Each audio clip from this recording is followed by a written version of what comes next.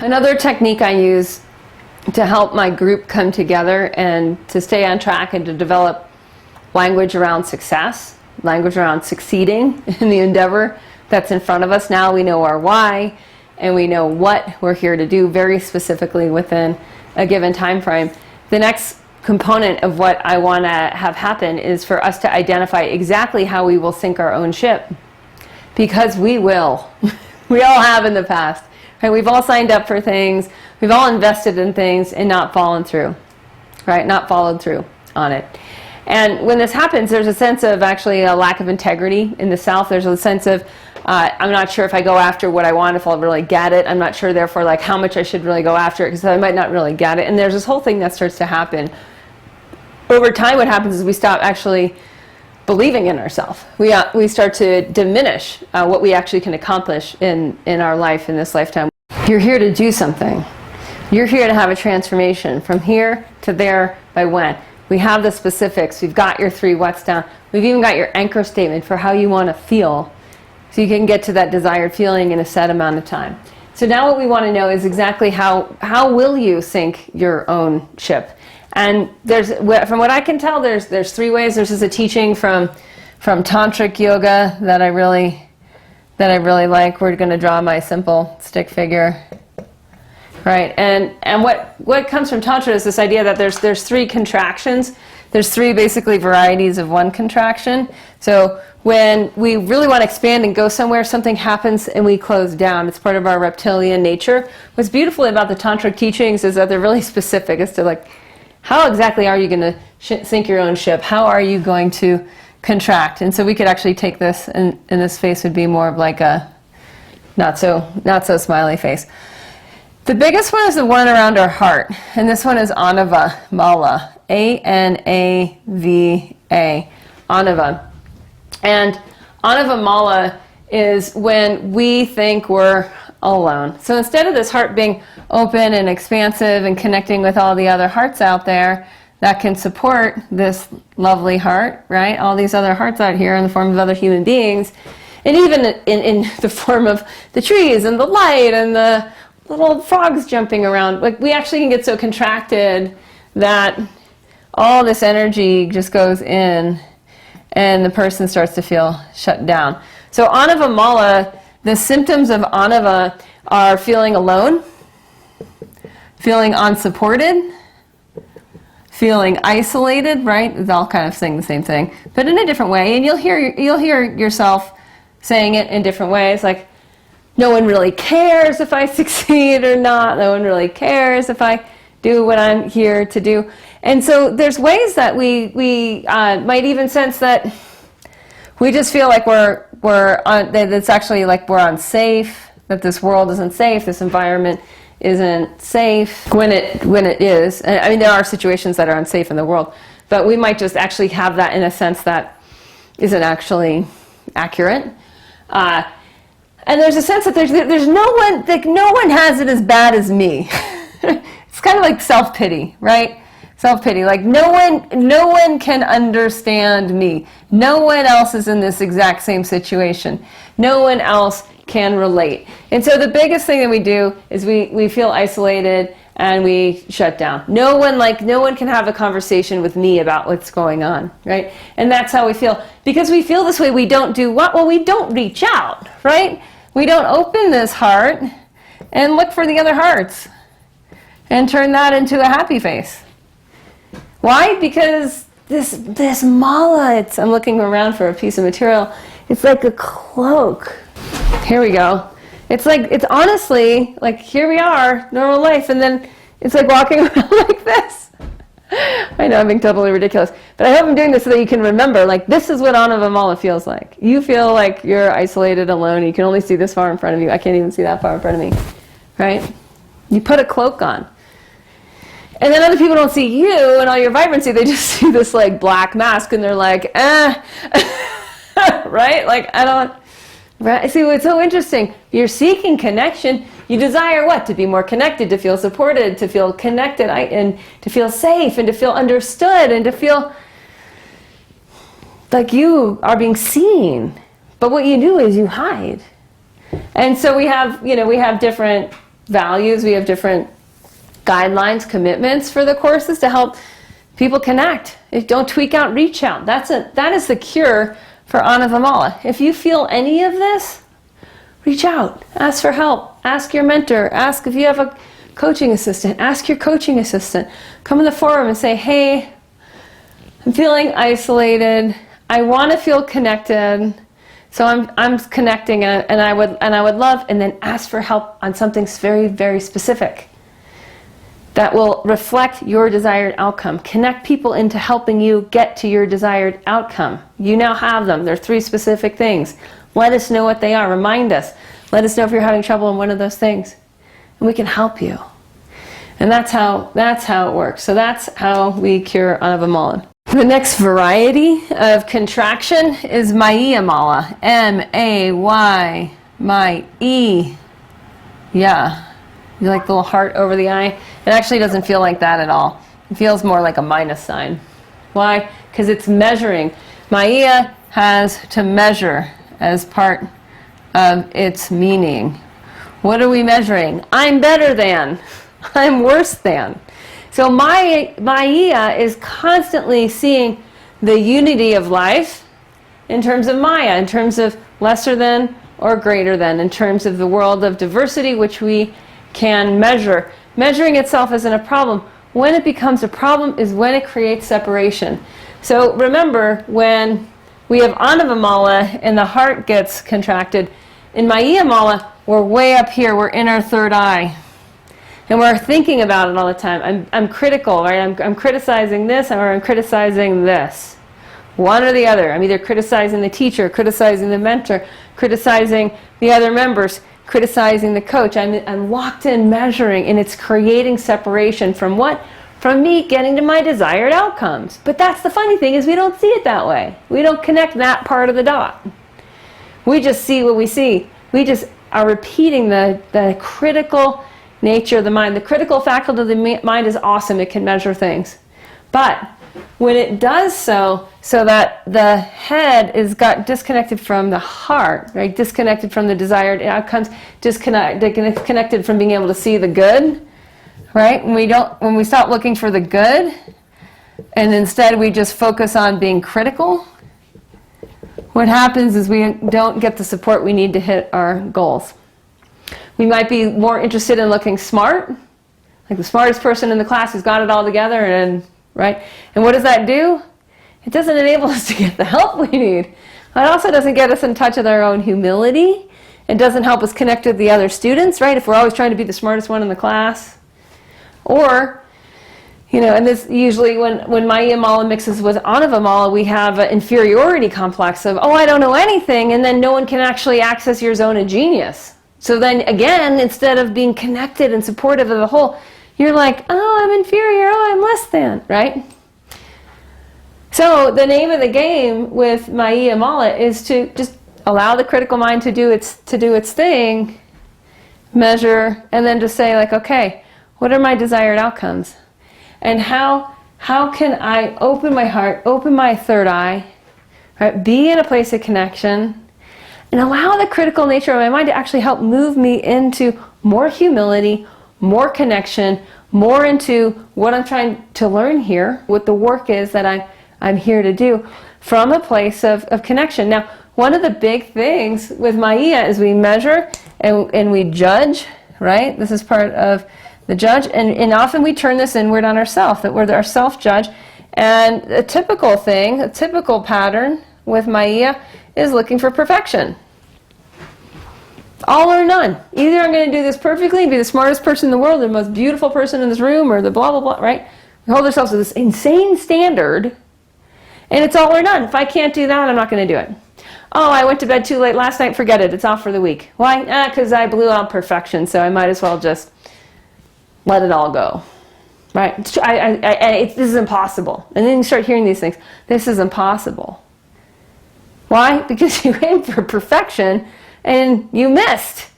Well, by what degree? Use the measurement of the mind to notice, like, what degree? Oh, I missed by 3%. Okay, well, maybe I should adjust my goals this week for some measure of error so that I'm no longer triggered by my perfectionistic tendencies. Okay, so if we start to see this, how we're judging, how we're being critical of ourselves or the group or the teacher or the mentor, how perfection is getting in our way, that starts to dissolve the mala. It starts to dissolve the contraction. This ends up being a very, I'm not sure how to draw this, like a very worried brow. No, it's more like that, right?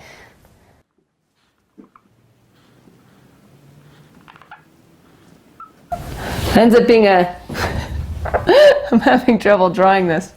It ends up being a very worried brow, and you get those wrinkles on the forehead. That's how you know when you're in Maya Mala, is there's just all this concentrated energy. So what we want to do is relax. We want to be humble. We want to be kind to ourselves and say, like, okay, I'm really going to do the best I can, and what is reasonable this week? Like, what can I reasonably aim for? Maybe it's 4 out of 7 nights I do this. And that'll start to help. We also want to be more looking for connection with other people than judging other people. This is big. I know for me, empathy has been my lifelong, it's been like my lifelong skill to gain, if you will. And the more I can just get into, like, what does it feel like to be in that person's shoes? So when you're on a coaching call, what is it like to be in that person's shoes? Why is this so hard for them? Let me try to understand instead of judging. So judging is released by empathy and understanding, truly understanding why someone is having the issues that they're having, where they're coming from, and coming from a place of, like, oh, I can feel what they're feeling. I can reach my hand out. I can support them in this endeavor, because I would really want someone to do that for me if I was in their shoes. So I hope that helps. Sometimes we need to do that for ourselves as well, and that's how we release the contraction of Maya Mala. Okay, next up, Karma Mala. Okay, next up, the third way that contraction happens, the third way that we self-sabotage our desired outcomes from actually occurring, is through Karma Mala. Isn't it wonderful that someone figured out all the different ways that we contract and organized it in this nice chakra system? I think so, and I'm grateful to the tantrics of yore. We talked about Anava Mala, the heart chakra, closed down. We talked about Maya Mala, the third eye chakra, closed down. Now we're talking about Karma Mala. It's the third chakra closed down, shut down, self-sabotage technique. Karma, you might know it as karma as like good or bad or cause or effect. It doesn't really have anything to do with the judgment, good or bad. That's Maya. So karma actually means an action. So what's Karma Mala? Well, Karma Mala is when we fail to take action. Maybe we take a lot of actions that just don't get us where we want to go. We fail to take the actions that'll actually get us to where we want to go. What does that look like in terms of a course? Well, it looks like, okay, this is interesting, right? This is third chakra. This is personal power center, right? This is insight up here. And this is heart connection. So personal power, like, what is that? Well, it rests on your root. It pulls from your desire, and it's how you start to express your desire in the world. So, like, it's cool. It's like it's the bottom of the diaphragm, and it's like where you're starting to source your personal power from. You have the ability to act. This is very much like a third chakra posture right now, right? This is a second. So third, like I can take action. For many people, what this is, that you just don't take action. You don't get organized to take the course, right? You don't actually take the steps it's going to take to get organized. You don't schedule in the course, when you're going to watch your webinars, when you're going to get on the live coaching calls. You get on the live coaching calls, and you don't raise your hand, right? You don't participate. Instead, you lurk in the background. You might not even get on Facebook. You might not pay any attention to the forum. So you don't interact, right? Act. And that is what this is all about. It's all about taking actions. There's reading assigned. You don't do the readings, right? You don't do your assignments. Sometimes they're scary. Sometimes they're different. Sometimes you're asked to do things you've never done before. You don't get help. You don't say, like, I'm struggling. Help. Tell me what action I need to take next to get to my desired outcome. And so what happens with this is often this will look like certain things like, oh, I'm a procrastinator. You might say, like, I'm a Luddite and procrastinator, right? The Luddites out there who are saying, like, oh my gosh, this technology, it's so hard. It's so hard to open a Facebook account. It's so hard to get into the online, watch the webinar on the internet. And there's actually, that's just a failure to act. Like, it's actually never been easier. It's never been easier to get connected and to learn a few things in terms of how to become part of a dynamic group community, right? But what's happening here is we're just not in our personal power, not in that place where we can choose to evolve. And that this is the structure where it's being served, so we can choose to learn it. We can choose to get organized, to get scheduled, to raise our hand, to interact with others. We can choose to do the readings, to stay on top of the assignments, to ask for help when we need help, to offer support when we can support others. This is so, so important. We see how we can support others. We hold back, right? No, we reach forward. Why? Because that pulls us more into the group dynamic. Then we're actually more able to be supported by the group.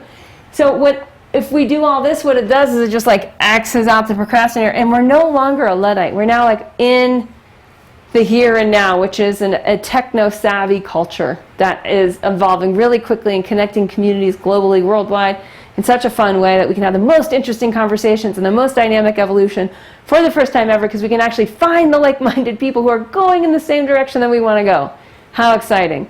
When we do that, we've just X'd out karma mala. Right? So again, that word mala, M-A-L-A. Right? And these are the ways that we contract. Heart, I'm alone. Third eye, I'm better than everyone else. Or measuring, or this is stupid, or that kind of stuff, judging. And failure to take action. So we reverse them by what? Opening our heart, reaching out instead of tweaking out, getting the help we need. And we start to just train ourselves to not feel so alone, but start to actually feel connected to other people. We train ourselves to not judge, but to actually be empathetic, to be having an ear towards what we have more in common than how we are different. And we take the actions we need, even if we've never taken them before, even if they're scary, even if we don't know how, we get the help we need. This is huge. I know for me, like, I was procrastinating on these videos because I was having lighting issues. All of a sudden I realized, like, I'm failing to act. I just need to call in experts. I called my friend Marlene. She's amazing with lighting. I said, hey, come, help, please, please. I don't know how to do this. So she comes and she helps. Now what? I ask for support. I feel more supported. I'm more able to support and help her when she needs it. And that's how it works.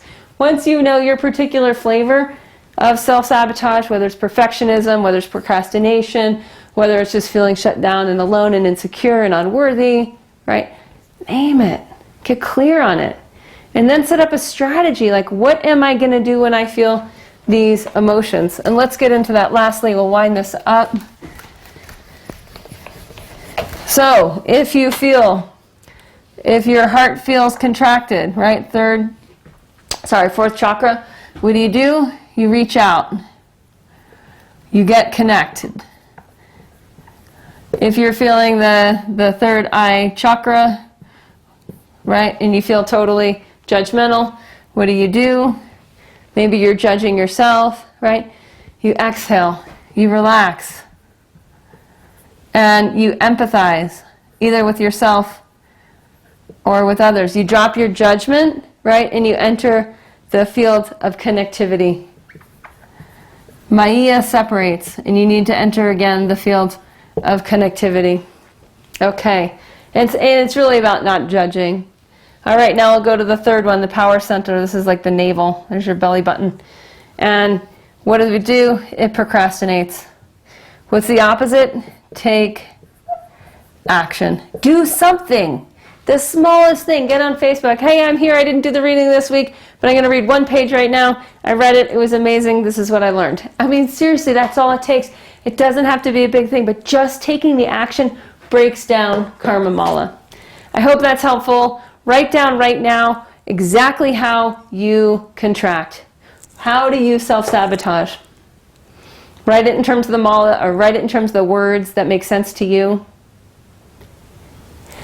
And then write down exactly what you are going to do, what small action you are going to take when you notice that happening.